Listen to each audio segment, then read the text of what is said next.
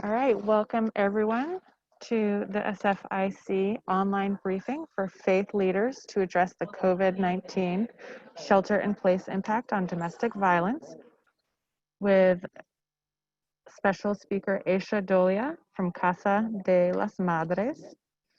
This event is hosted by the San Francisco Interfaith Council and supported by the Joint Information Center of the San Francisco Emergency Operations Center. A few brief housekeeping items. This meeting is being recorded, and audio, video, and chat will be monitored and recorded for record keeping, training, and quality assurance purposes. By default, all participants will be muted and video will be turned off in order to minimize distractions. If you have any questions or comments, you can submit those by selecting the chat button at the bottom of your screen and sending a message to Q&A.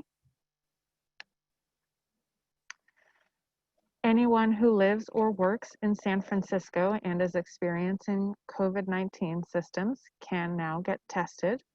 For more information, please go to sf.gov/citytestsf.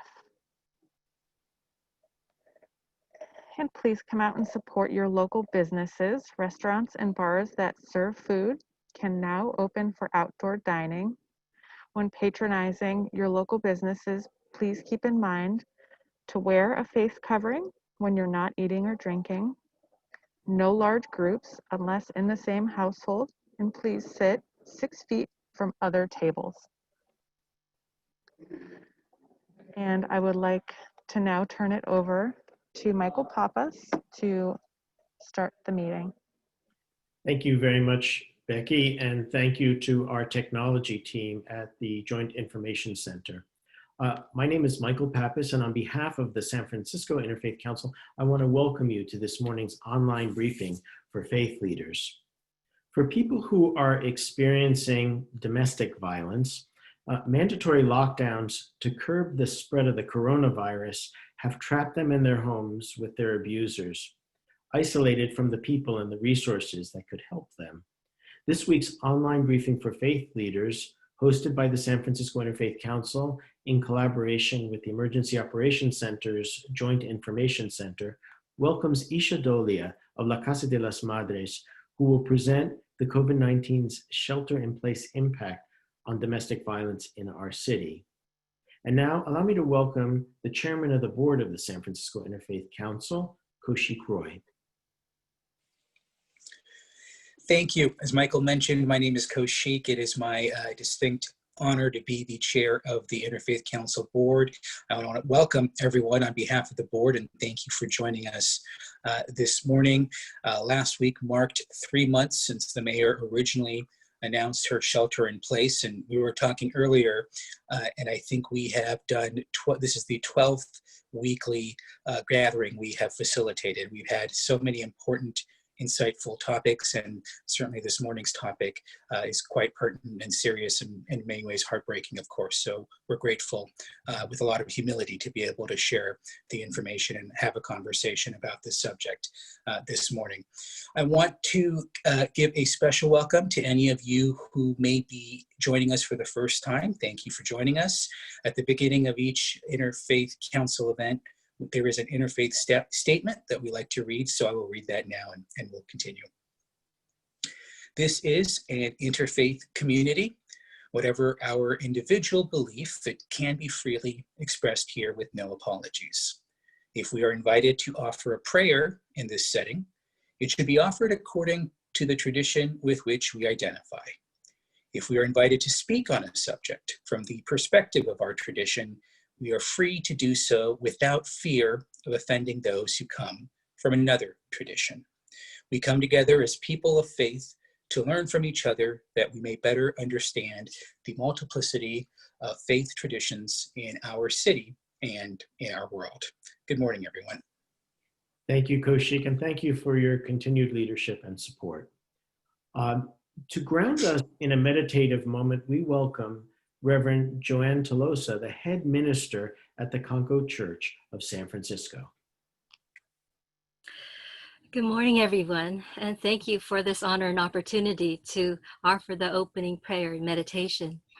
To symbolize our oneness and working together with our divine universal parent, known by countless names of love and adoration. To symbolize our working together with each other in our multi-layered relationships, and to symbolize our working together with all the ancestral spirits and all those who have gone before us. Let us clap our hands together 4 times in unison with joy and gratitude in our hearts for all our divine blessings we each continuously are allowed to receive, seen and unseen.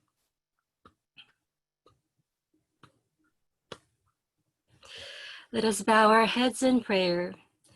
Through Ikigami Konko Daijin, the eternal living spirit of our founder and divine mediator, to Tenchi Kane no Kami, our divine parent of the universe, dear unconditionally loving divine universal parent Kami, the eternal life force throughout the universe, which allows all living things to exist, and through your wondrous infinite blessings, from your father element, the heavens above, the air we breathe, light and warmth of the sun, the rains that fall, and provides us water to cleanse us, purify us, quench our thirst, and provides habitats for marine life. The moon above, which controls the tides and stabilizes Earth's rotation. The winds that blow and cool hot summer days. These blessings from our father element come down to our mother element of Earth, and allows things to grow in the rich fertile soil to provide us food, clothing, and shelter. We deeply thank you for allowing us to sustain our precious gift of life, all your children, and to value all of our interdependent relationships as individuals, groups, and nations with you, with each other, and all our loved ones in their spiritual form.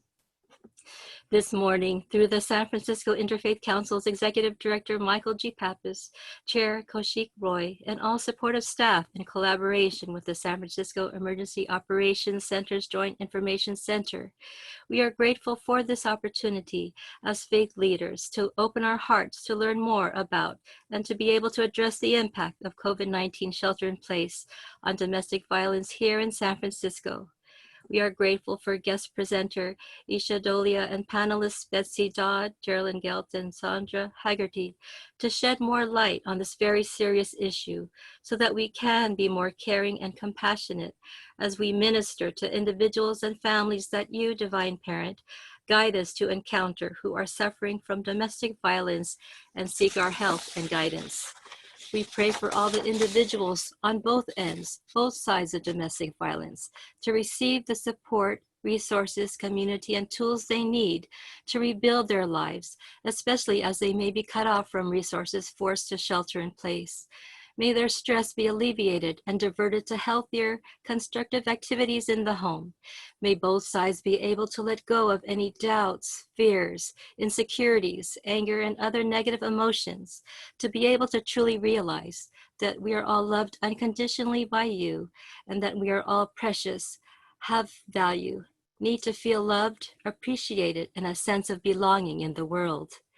Please allow all of us, especially each survivor of domestic violence, to have the opportunity to truly feel safe, heal, feel they are enough, feel whole, and grow to be an individual with a beautiful, joyful, loving, healthy heart we are all meant to have, reflecting yours, Divine Parent Kami.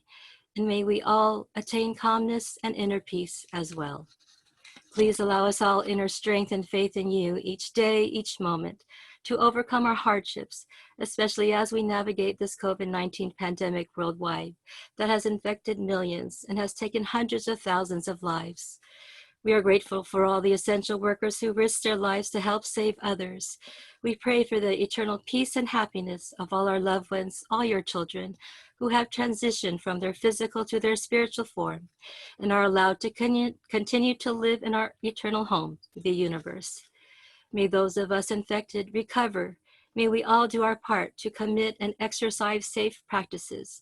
May the virus be contained worldwide, and may a successful vaccine be created and available to all. We thank you for this time in history and opportunity to focus on all the various inequalities and injustices we as humans have created since we have moved from a divine parent, spiritually centered world to a human, self-centered world, and tend to ignore the way of the universe and nature. Please allow us and our world leaders to come to a place of mutual respect and mutual understanding with each other, with an open, compassionate heart. May we return to a spiritually centered world, one with you and the true way of the universe and nature, in peace and harmony. With deepest sincerity, reverence, love, and gratitude, through our divine mediator, to our divine parent of this vast and endless universe. Let us end with our 4 claps together in unison.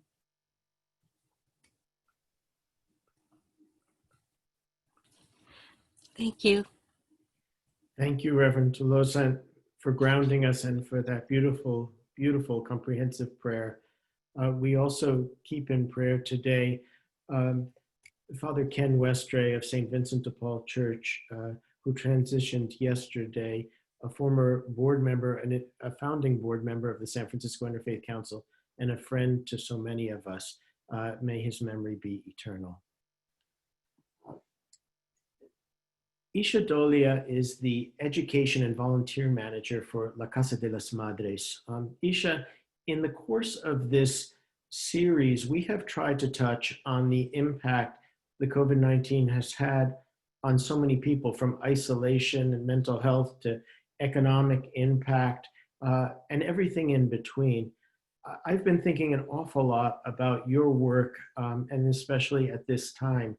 As one who lives alone, I can't imagine the stresses, the fears of those who are victims of domestic violence. And we are grateful for your presence here today. And we would ask you to shine a light on some aspects of life that would be beneficial to the clergy as they continue to minister to those in their congregations, and hopefully give impetus to those who are victims of domestic violence to reach out to their faithful and to programs like La Casa de las Madres. So with that, we welcome you, and we look forward to your presentation.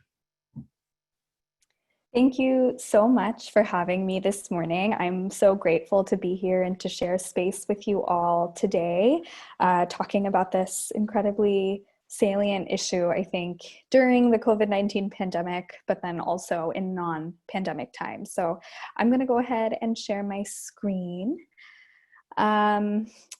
Again, my name is Isha. I am the Education and Volunteer Manager at La Casa de las Madres. We're a domestic violence organization here in San Francisco. And I will be talking about a variety of things this morning. I want to spend a little bit of time discussing what domestic violence looks like, how we define it, what the behaviors might look like, and what you all might see as spiritual leaders. And I also want to talk about what intervention looks like. What does it look like to support a survivor of domestic violence, both in our work, but also in our personal lives? You know, we know that survivors really rely on their spiritual communities, their spiritual leaders as a source for healing and kind of finding their ways out of these violent relationships. So I think that the conversation that we're having this morning is absolutely essential. It's so, so important. So I'm going to go ahead and get started. But before I do that, I like to share this disclaimer.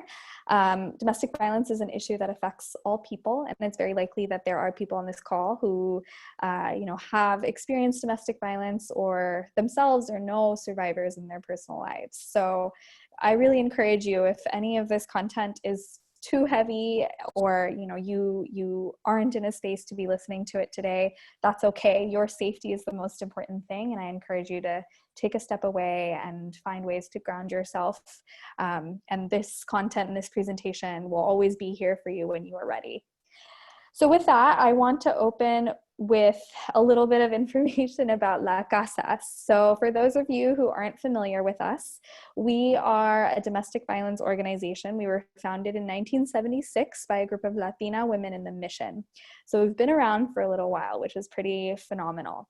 We have always sought to respond to calls for help from survivors of domestic violence 24 hours a day, 7 days a week, 365 days a year. And we do this in a variety of ways. The most traditional way, or what you might associate a domestic violence program with doing, is offering crisis intervention services, which is what we do. We have a 24/7 crisis hotline, 877-503-1850. The number is also on the screen. And we also have a text line, which I love to talk about, especially during this time when survivors may not be able to easily make a call for help from their homes. If you're sheltered in place with your abusive partner, speaking on the phone about the abuse may not be safe for you to do. So the text line is a really great option for many, many survivors.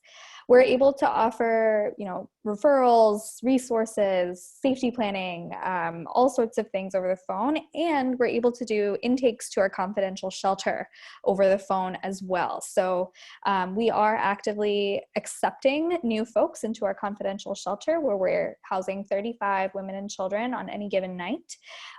So I really encourage you, if you know someone who needs support, send them to our crisis line, or you're welcome to use our crisis line as a resource too, as you navigate how to support your loved ones.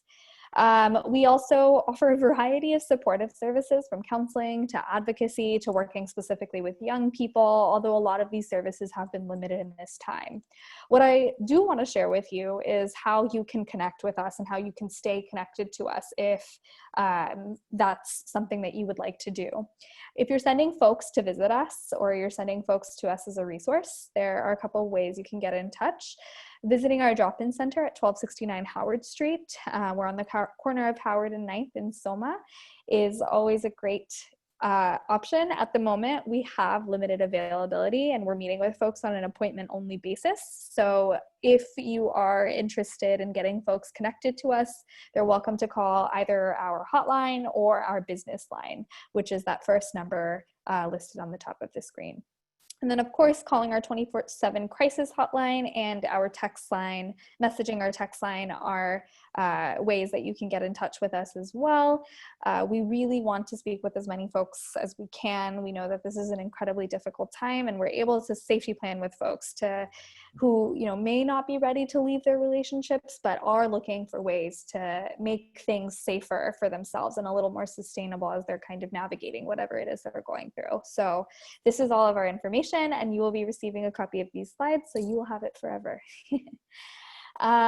What is domestic violence? As we move into this conversation, I think it's really important to ground us in a definition that we all understand, because I think there are a lot of mixed ideas or mixed understandings of what domestic violence actually is. I think when we think about how domestic violence is represented in the media, what we often see is, this celebrity did something really awful to this celebrity and it happened to be caught on camera.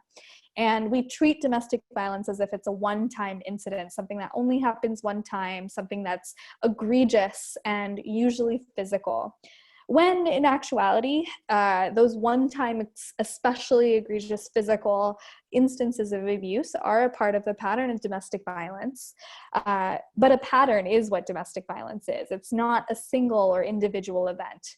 It speaks to behaviors used by individuals to exert power and control over their intimate partners or their former partners. It is a pattern of conduct that establishes that power and control through fear and intimidation.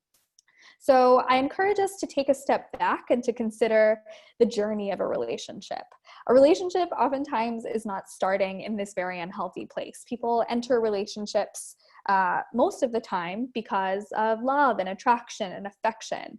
And this is usually how these relationships are beginning. They're not beginning abusive. We see all of the beautiful things about our partner and we're so in love.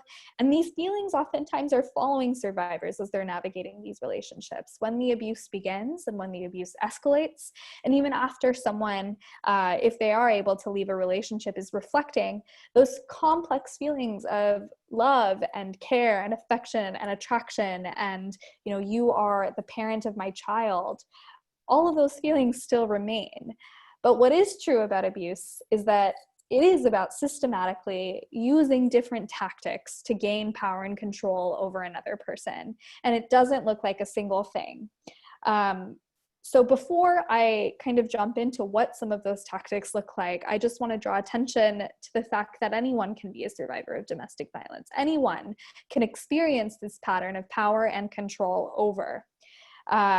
It is true that, you know, when we think about domestic violence, we are probably thinking most about the experience of women. In the US, it's anticipated that 1 in 4 women will be a survivor of intimate partner violence in her lifetime. But men can be survivors. 1 in 9 men are expected to be survivors of domestic violence in their lifetime. And when we think about the man and woman binary, we're not leaving a lot of space for gender nonconforming folks and folks whose gender identities may not fall into the man-woman binary. And we know, based on, you know, what limited studies and limited statistics and anecdotal evidence that we see, we know that LGBTQ individuals, queer and trans individuals, experience abuse at similar increased rates to cisgender and heterosexual folks. So domestic violence impacts all of us, and it impacts all of us in different ways, in part because of this dynamic of power in a relationship. I like to think that we all have power. We all have power in different ways. We all relate to power in different ways, and our experiences with power are informed by, you know, our life experiences and our privileges and the identities we hold. All of these things make up our relationship to power. And I always like to say that when we're entering a relationship with somebody, regardless of who that person is, they could be almost identical to us in everything. It's still going to be true that that person is going to have a different relationship to power than I do. So there's no way that I'm going to have the same amount of power as someone else in a relationship. And that's not typically problematic, right? We enter relationships all the time that are incredibly healthy, that involve a lot of open communication and discussion of needs and discussion of vulnerabilities and past experiences. And here's how I like to be treated. And that's really informed by this thing that happened to me. And that is so beautiful and so healthy. But in an abusive relationship, an abusive partner might actively be using some of these sites where we have limited power, or our power is stymied. They might be using that as a source or a space to kind of gain and take control over another person. Which is why, for example, we think that, queer and trans individuals might experience violence at higher rates. It has to do with the fact that, someone in a relationship might not be out. They might not be out or open about their sexuality or their gender identity to their workplace or to their family and their community members. And perhaps that's used as a source of gaining power and control over another person, threatening to out somebody. And we can find ways to draw this pattern across identities and across experiences, but that power and control over and what power means is, I think, what's especially important to understand.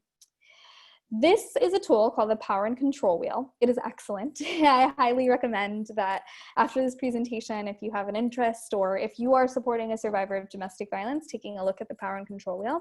It was developed in the 80s, around the time where there was a lot of organizing and a lot of action around anti-domestic violence work. A group of women in Duluth, Minnesota interviewed, I want to say, over 1,000 survivors of domestic violence and sought to understand what happened in your relationship, what behaviors showed up, what did the violence look like? And what they came to from all of these interviews was this wheel. It has 8 different slices, and each slice represents a type of abuse that someone might use to gain power and control over another person. And what I want to point out, I want to point out a couple of things, but one of the things I would like to point out is that, in this wheel, physical abuse is not the only thing that is showing up. We have all forms of abuse. We have economic abuse, where someone might use their privileged financial status as a means to threaten someone into getting something to do what they don't want to do. We see the use of children. Children, when they're in a domestic violence situation, complicate everything. Maybe the partner is threatening to harm the children. Maybe the partner is using the children to, turn them against the survivor in that relationship and using them as leverage. We see isolation and extreme jealousy. Maybe my partner says, you know what, I don't like you spending time with your friends. I don't like your friends, and you're not allowed to see them anymore. And by the way, if you ask to see them, then I am going to threaten to kick you out, and you won't have a safe place to come home to. Right there in that example that I just shared, we see 3 of these slices from the power and control wheel. We see isolation and extreme jealousy. I'm being isolated from my support system, from my friends, from my loved ones. I'm being threatened, and I'm being threatened in a way that jeopardizes my housing, a basic human right that I think is related to economic abuse. And that's the other thing about the power and control wheel that I think is so powerful and important to understand. All of these forms of abuse are happening all at once. They are compounding one another. And this is what makes violent relationships especially difficult to leave. I think there is a statistic that it takes on average a survivor of domestic violence 7 times of going through cycles of violence before they're able to leave. So that's 7 times of maybe trying to leave and going back to the partner, or thinking about leaving and then realizing, actually, no, I can't do this at this moment in time. It is really, really a process. And part of that has to do with how complex it is to navigate this dynamic. So when you're working with a survivor, I would say that the most important quality that you can embody as you're supporting them and showing up for them is patience. And recognizing that we can't tell anyone what to do or what they can't do. We can't tell anyone to leave, and that doesn't automatically make it so that they're going to be ready to leave. But being patient and cognizant of these really complex dynamics, I think, is one of the most important things we can do as we're showing up for somebody. The other thing that I want to say about the power and control wheel and about violent relationships is that they're not happening in a silo. Right? A violent relationship is not just happening between 2 individuals. It's happening against a background of systems, of communities, of relationships that create conditions for violence to persist and to happen again and again and again. And I really believe, as much as I believe in the power of survivorship, I really believe that we live in a system that's not wholly set up to support survivors of domestic violence. I don't think the way that our systems are currently operating are operating in a way that's, going to be the most beneficial to survivors of domestic violence. Why is it that so many survivors, go to the emergency room after experiencing violence and they're bounced around from provider to provider to provider before they finally reach the social worker who says, maybe we should call CPS. And we know that CPS can oftentimes be a really damaging system, especially for survivors of color. Why is it that when a survivor is trying to access legal support for what they've experienced, that process takes years? First of all, it takes years, and the legal remedies that exist aren't set up for absolutely everybody. They don't exist for everybody. Why is it that the legal system is so complicated to navigate to begin with? I really believe that in the way that our system is set up, it's not set up inherently for the success of survivors. It's set up to kind of okay these continuing cycles of abuse and cycles of violence. And so, again, when we are supporting and showing up for survivors of violence, we have to remember that these dynamics are complicated, and what's going on in the institutional space is going to impact whether someone feels they are ready to leave or not ready to leave. And all of the things that we can do to educate ourselves and stay up to date on what kinds of benefits and what kinds of resources exist for survivors of domestic violence it's something essential. It's something that we all can be doing. So how can someone use faith and spirituality to gain and maintain power and control over their partner? We talk about this in the context of spiritual abuse. So there's a lot of wheels in anti-domestic violence work, and here is a specific wheel, and I'm sorry it's a little grainy, that speaks to what spiritual abuse might look like. Spiritual abuse speaks to using any sort of faith, tradition, cultural norm to assert that power and control over another person. And it can look like a lot of different things, right? Abusers may use religious texts, spiritual practices, and beliefs to interpret religious values as a means to assert power and control over a partner. An abusive partner might make fun of somebody about their spiritual practice, tease them, not allow them to practice, not allow them to practice in the way that they would like to practice. Abusive partners may belong to faiths or interpret their beliefs in a way that emphasizes marriage as a way to manipulate the esteem of, a marriage and a religious union, as a way to pressure the survivor into staying in a relationship, or as a way to prevent that survivor from seeking out help in a way that is threatening.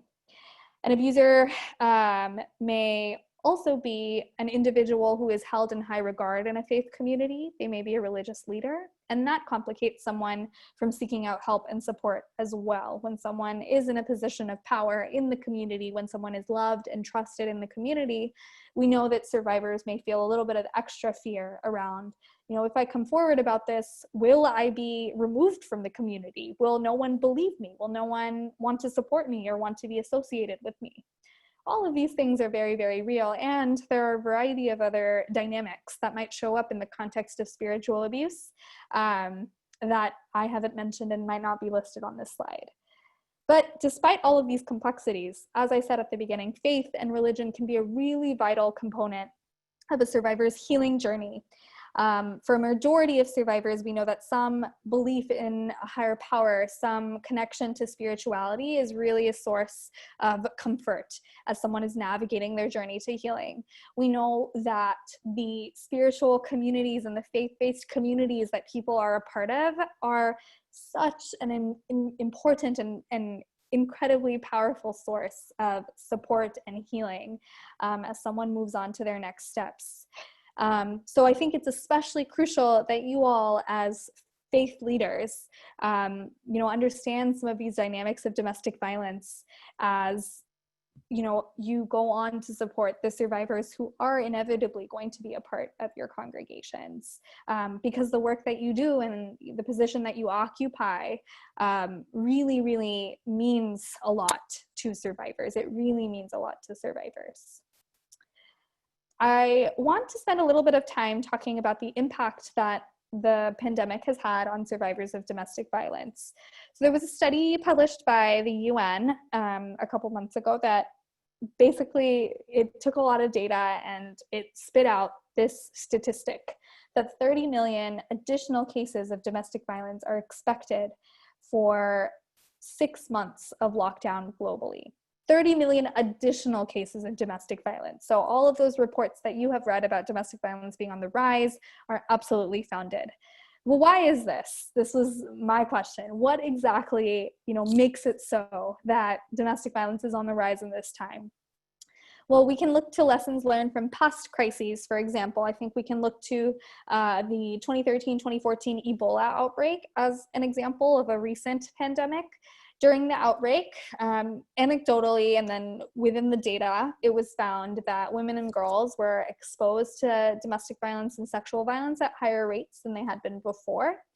And a lot of these reports went unheard and they went deprioritized, and the experience of survivors was not incorporated in the response to kind of stemming and recovering from the pandemic, which is, I think, something that we're seeing in the US here today, where policy efforts have focused a little bit on the experience of survivors of domestic violence, where emergency funding has been allocated to shelter programs across the country. But it's also true that survivors of domestic violence have not been involved largely in the federal conversation around what intervention looks like for survivors. And that is deeply problematic because that means that the ability of shelters and the ability of programs like La Casa to offer support is limited. We know that services are generally more difficult to access during this time. We know that our medical system is incredibly stressed, and the medical system is oftentimes a space where survivors can access care, but medical providers are often among the most common people to be reporting cases of domestic violence and connecting people to shelters. We know that our legal system is really stressed in this moment in time, and we also know that there is an increased reluctance or fear around using services for survivors who may already have been fearful, such as survivors who may be undocumented, or survivors who may be queer or trans, survivors who may feel like, you know, if I go and get this service or this resource, will I experience discrimination? Will I be able to access this service or this resource without, you know, threat of deportation or fear of being found out, as here without my documentation? All of these things are just further amplified by the conditions of the pandemic.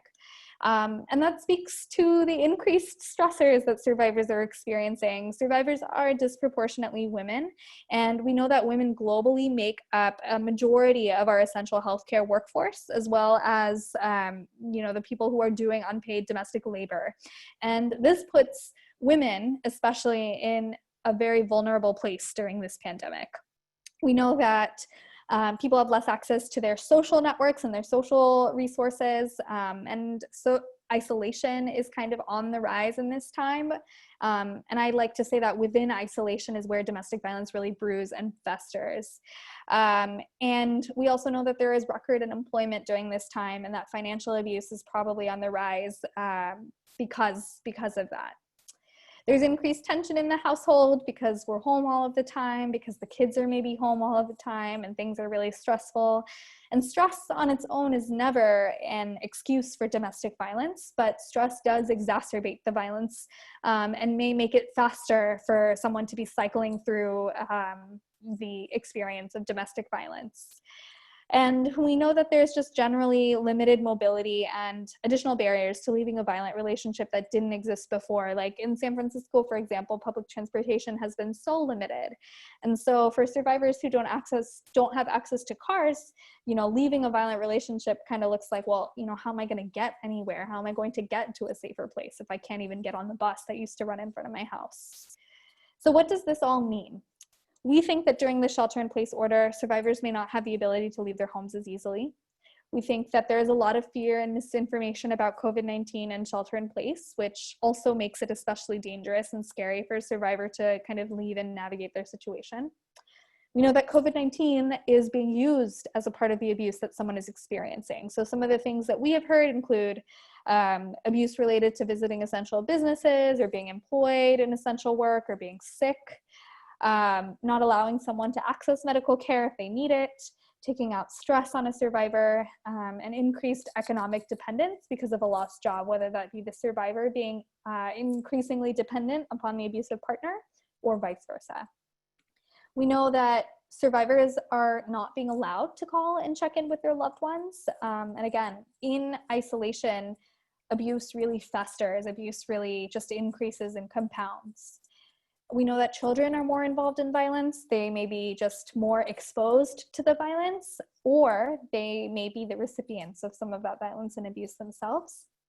And we know that whatever fear, shame, and stigma existed about being a survivor of domestic violence to begin with is still there, and is maybe even more intensified in this time. So violence just generally makes it more difficult violence during this time is just generally escalating because there are fewer ways to escape it, and because survivors are just generally more isolated during this time. So what are some things that we can do to support survivors? I know that I only have 5 minutes, but I'm really going to get through this. There are a lot of things that we can do to support survivors, and I like to break it down into 3 things that we can think of when someone comes to us as they're experiencing domestic violence. Here are 3 things that, you know, we can do to ensure that they are able to get the support that they need no matter where they are in their relationship. So the first thing is to emphasize safety. When you're in a violent relationship, regardless of what the violence looks like, safety is in jeopardy. So when we are prioritizing safety in our conversations with survivors, we're doing right by them, no matter what that safety looks like. And it may not look the same for us as it would look for a survivor. So safety looks like speaking with the person alone. What we've heard during this time is that a lot of survivors are sheltered in place with their abusive partners, so maybe don't feel comfortable talking on the phone. So something that we like to offer on our crisis hotline is, you know, I'm going to ask you some yes or no questions so you don't have to respond in a lot of detail. Would that be okay? Would that, you know, be safe for you? Is that a safe option? So really brainstorming creative ways to talk to somebody during this time is essential. You want to discuss the limits of your confidentiality, if there are any limits. If you are a mandated reporter, I think that's important to discuss with the survivor, especially if you feel they might disclose something to you that you might have to report.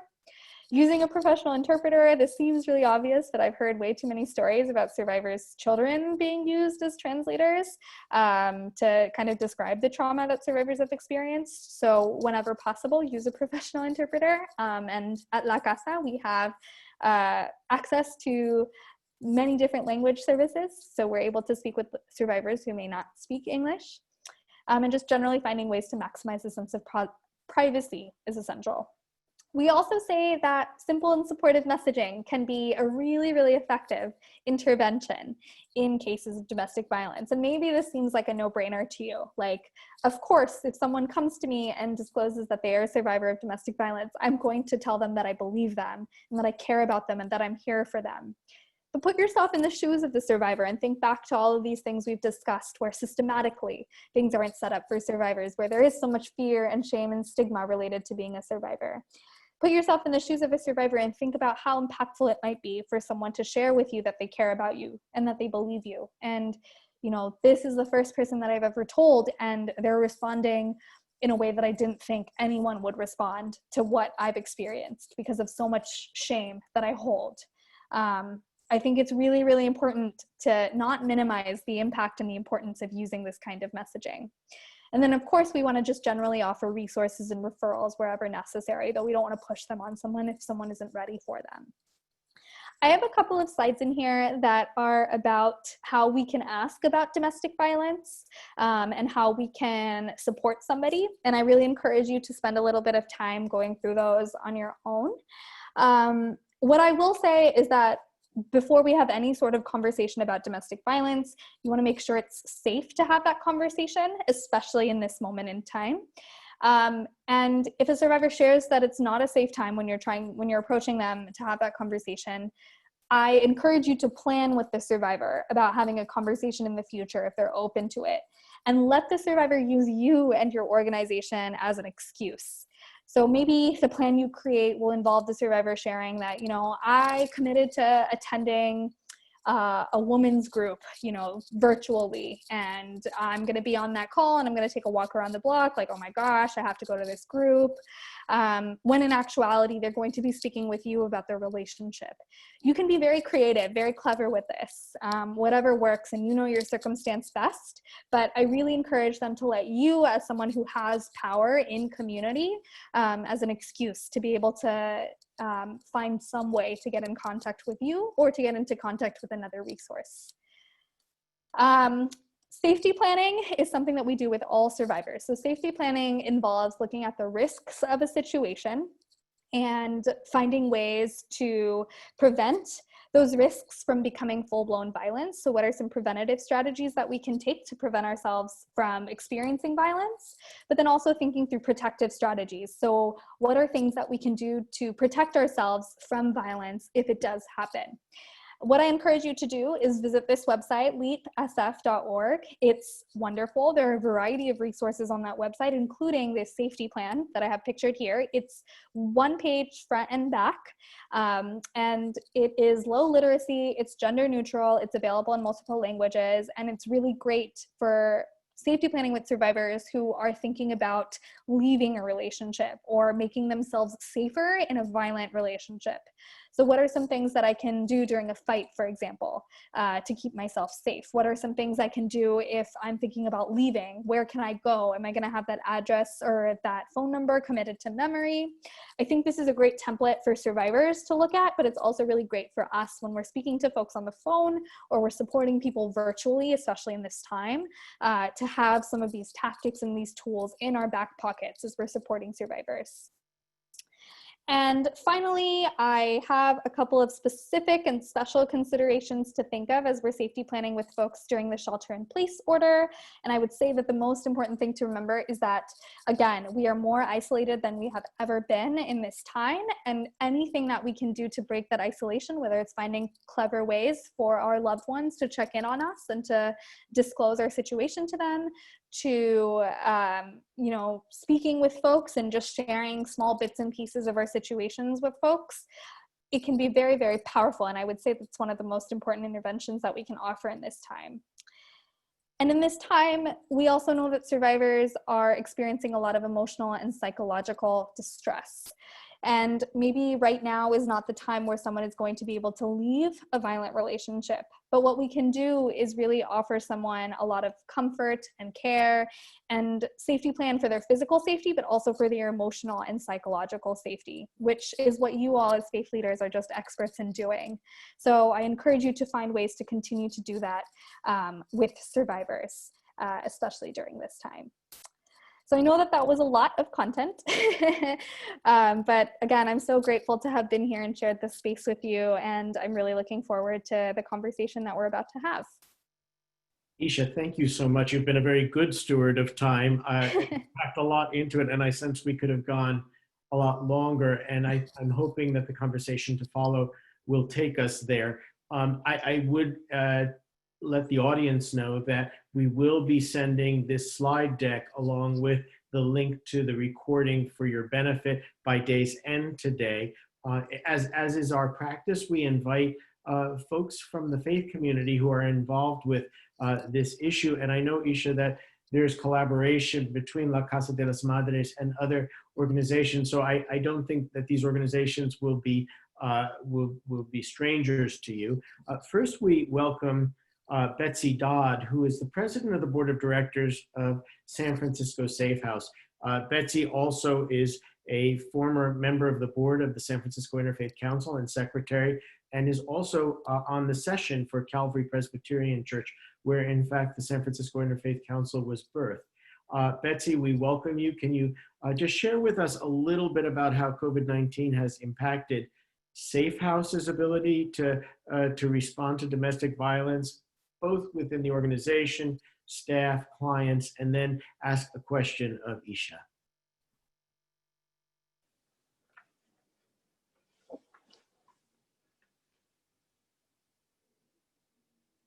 That's technology. Betsy, can you hear us? We can't hear you. I can hear you. Great. The floor is yours. Thank you. Good morning, everyone.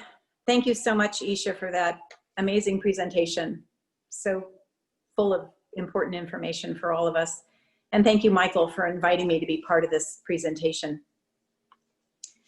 As Michael mentioned, I'm board president for San Francisco Safe House, a nonprofit that was started about 20 years ago by two Christian faith leaders, the Reverend Glenda Hope and Sister Rosina Conrado, who felt they had to do something to combat the escalating violence against prostitutes, particularly in the Tenderloin. Safe House operates a welcoming 2-year home for sexually exploited or trafficked homeless women. And while not now associated with any particular faith, Safe House emphasizes values that are common to many faith traditions: compassion, acceptance without judgment, and inclusivity.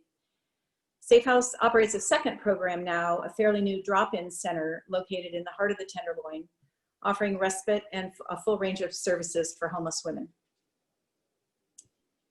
In both locations, we serve all women. In recent years, there have been a striking increase in transgender clients seeking help. Our clients are racially and ethnically very diverse, and I always found this a little surprising. Over half the women coming to the Hope Center are over 50 years of age. There's significant overlap in the issues of the clients that we see and those of La Casa, and we advocate together for survivors. Last quarter, for example, all 43 women in case management at the Hope Center reported histories of domestic violence as well, and about 85% of women at the house also report having both domestic violence histories as well as sex trafficking histories. This overlap is significant because in both trafficking and domestic violence, the perpetrators leverage interpersonal relationships, as we heard about from Isha, as ways to victimize women. And this kind of control and power is common to both. Also, survivors of domestic violence, when they leave an abuser, may end up living on the streets.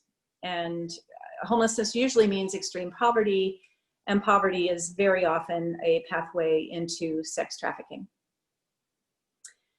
So how has COVID affected our organization? Well, first we had to close the Hope Center for over 2 months as we worked on how to keep people safe. Staff did their best to connect from home by phone and online. This was difficult, even though some homeless women have phones. There's no place to charge them when all the places they generally visit are closed. Fortunately, we were able to place about 20 of our Hope Center clients into hotel rooms very quickly, and they had 24/7 support on site from our staff. And after the stay, about 7 of these women were able to move into stable housing and did not return to the streets. This shows that even short-term stabilization can successfully move people out of homelessness, and that's why we continue to press the city to put more of our homeless people into hotels. Safe House, the residents stayed open during all of COVID. The women were affected in predictable ways, couldn't get out to jobs or internships, couldn't get to classes, couldn't get out to socialize. More than that, they really missed some of the staff who had to stay at home for some weeks while we figured out the safety rules. I'm happy to say that we're now back staffed 24/7, fully staffed, and things are back to what we call pandemic normal. For Hope Center clients, I know you've all read or seen how conditions in the Tenderloin have really deteriorated. According to the health department, in an 8-week period in April and May, San Francisco deaths of homeless people more than tripled from the same period a year ago. And those deaths were heavily concentrated in the Tenderloin. While not directly attributable to COVID, these homeless deaths can be seen as indirectly related because of COVID, shelter capacity has been reduced by 75%. Shelters are not accepting new clients, and with a very few exceptions, the many support organizations which provide critical addiction, mental health, medical, and other services in the Tenderloin have closed. So these conditions, of course, have affected our Hope Center women who report fear for their safety on the streets, an increase in physical and sexual assaults, and great difficulty accessing services. We've seen an uptick in the need for psychiatric emergency services, and our wait list to get into Safe House, of course, is growing. But I'm really happy to report that a couple weeks ago, we reopened the Hope Center, and we're now offering drop-in case management in groups, all with social distancing. We provide emergency hotel placements and hand out food, clothing, hygiene kits. Our staff, who've all been paid during this pandemic but have had to work at home, are truly elated to be back on site doing the person-to-person work that they feel called to do. Last, the pandemic affects our finances, of course. We depend on city and state funding. The city's already denied some Hope Center funding, and our usual city grant to maintain the residents may be cut as well. While some donors stepped up to help pay for hotel rooms recently, we expect donations to go down as the economic downturn continues. So that's my overview of how COVID has affected Safe House. I hope I haven't gone on for too long. And now I'd like to ask a question of Isha.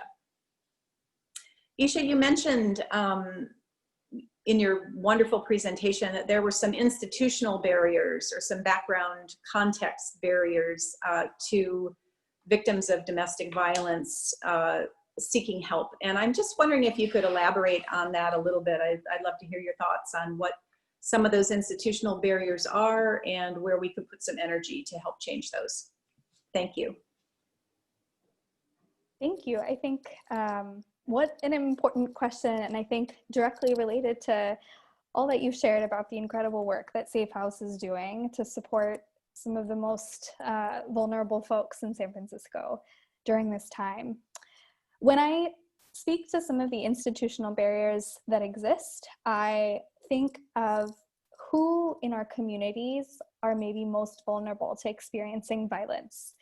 And when I say violence, I'm thinking of domestic violence, of course, but I'm thinking of violence at every level. I'm thinking of community violence. I'm thinking of violence inflicted by the state. Who is most vulnerable to experiencing all of these forms of violence?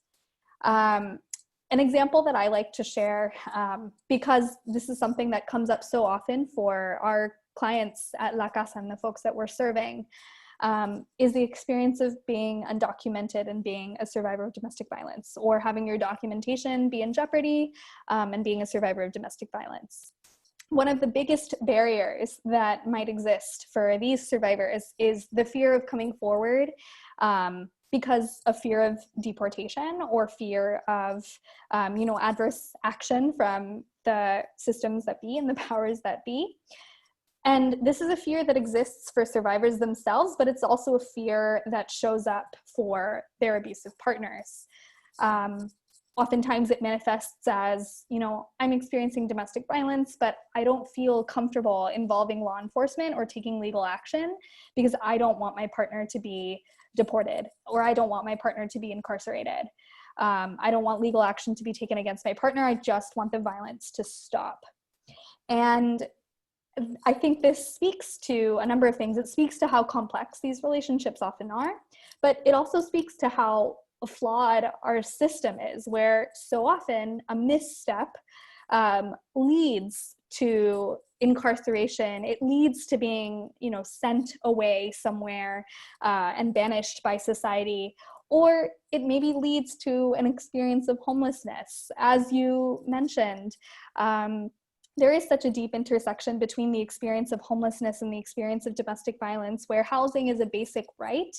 It's a basic human right. And when our partners use housing as something that's, as leverage against us, or the feeling is that, my options are either to stay in this violent relationship and to maybe be housed and to continue to be very financially dependent upon my partner, or I leave and I risk homelessness, I risk, bouncing from shelters, I risk couch surfing, and what is the better option for me? And in that situation, there isn't a good option. There should be better options, but there aren't. And that is what I mean when I speak to these, I think, larger systems of institutional failure that lead to survivors continuing to stay in the circumstances that they are in because they don't have the ability to leave them. So I think that any work to end domestic violence or prevent domestic violence is work that involves, looking at the ways that we treat, our undocumented community members and our community members whose documentation statuses are in question. It looks at the ways that we treat our community members who are homeless or unhoused, and really focusing our energy on all of these issues while keeping at the forefront the experience of survivors of domestic violence and sexual violence. I think that's where a lot of power and energy can be built. Thank you. Now we welcome Geraldine Gelb, who is the board chair of Shalom Bayit. And, when I mentioned Shalom Bayit to you, Isha, you smiled because I know that you're working as collaborators. Geraldine also is a congregant at Beth Shalom in the Richmond, and she's on the board of the Jewish Community Relations Council. Geraldine, the floor is yours. Thank you, Michael, for inviting me to join you, and thank you, Isha and Betsy, for your presentations. Shalom Bayit means peace in the home, and we have three main programs that we provide, basically mainly counseling for domestic violence survivors, community education, and Love Shouldn't Hurt, our program for teen dating violence prevention. Although we are focused in the Jewish community, we do accept anyone who calls and asks for help, and hope that we can give it. COVID-19 has really impacted not only our clients, but our agency as a whole. We've found during these past few months that we've kind of categorized those seeking help into four different categories. First, those are the women who are trapped at home with their abusers, and those are the women who are getting the most attention through the press and through, and while they should, as we all know, being at home, or we don't know, but we can imagine that being at home with one's abuser is a terrible situation.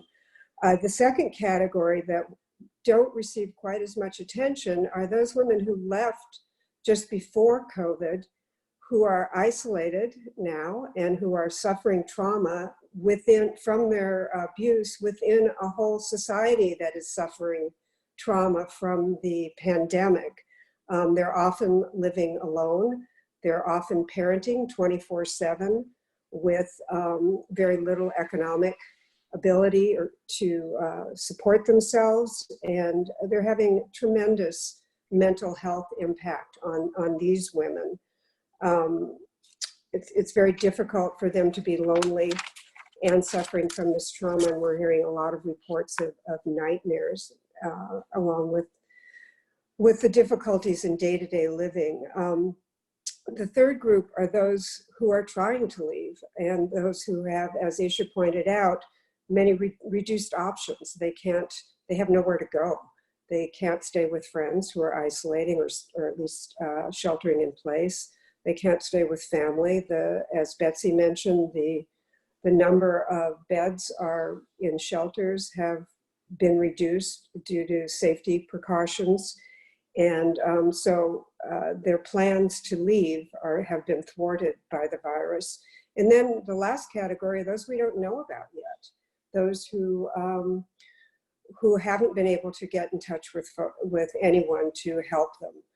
So, and I'd like to add a fourth category, and that's the staff. Our staff has been tremendously impacted by the virus, as I'm sure that the staff of the other agencies have as well. We've had reduced staff. They've had to adjust to working at home in many cases. We have alternating those who work in the office who are available to answer a helpline. Our helpline, it does not operate 24/7, although it does have a reference to another helpline if someone calls after hours. The vicarious trauma that the staff is experiencing from the increased trauma they're hearing on the calls has been difficult. So we're really focusing a lot on the self-care for our staff, as well as care for the women who are experiencing domestic violence and abuse. We are a faith-based organization, and we do focus on spiritual healing for our staff and for our clients.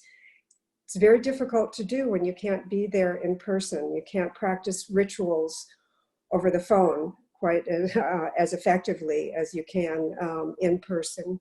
Our support groups are not held by Zoom because of safety reasons.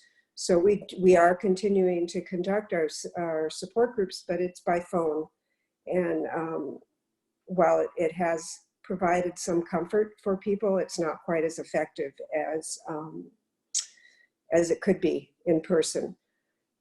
Also, I'd like to emphasize or reemphasize what Isha talked about in terms of the spiritual care that survivors are seeking and the support from the clergy that they really do need, particularly at this time. They're looking for support from the clergy to keep them safe, to give them validation and support. And they want someone to stand with them, to know that they can go to their clergy and that they will be believed when they talk to them regarding their situation.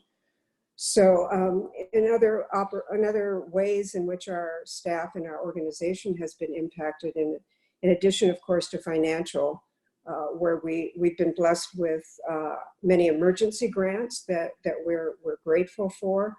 Like many other nonprofits, we've had to cancel our fundraising events. So clearly that's going to be a challenge particularly come 2021, where it may not be seen as an emergency, but the new normal. But more importantly, we've not been able to conduct our school workshops, our workshops for our teens because of safety considerations. There have been a few that we've been able to do where the teacher feels safe and feels comfortable providing it to the students, but we don't know what student situation is at home, so we are not comfortable providing these workshops by Zoom. We have done a few parent workshops, which is something that we do in addition. And so, the impact has been across the board with our survivors, with our staff, with the teens that we are not able to reach. I'm not sure if I've hit my 5-minute limit, but it looks like I may have. And so I'd like to ask Isha a question at this point. And that's, Isha, I know La Casa runs a shelter. And I'd like to know what it's like inside the shelter these days with having to take the safety precautions that the pandemic has imposed upon us. Great. And given the fact also that you have a somewhat transient population. Mm-hmm. Yeah, so our shelter program is an emergency shelter program, so it by no means is a permanent option for survivors. It's been very complex during this time. We noticed at the beginning that many of our survivors left because of fear, as something that you mentioned. Many survivors returned to their abusive partners because that felt like the most stable option, and to be, back somewhere stable is what I think a lot of people have looked for during this pandemic, that stability.